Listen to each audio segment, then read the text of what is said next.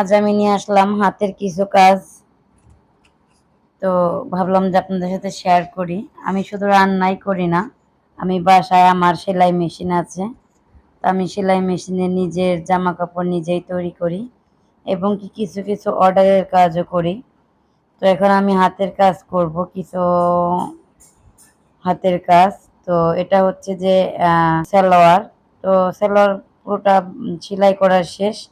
আমি এখন পায়ের টিপ বোতাম লাগিয়ে নেব। তো একা একা বসে বসে কাজ করছিলাম, তো ভাবলাম যে একটা ভিডিও তৈরি করি, তাই আপনাদের সাথে শেয়ার করলাম।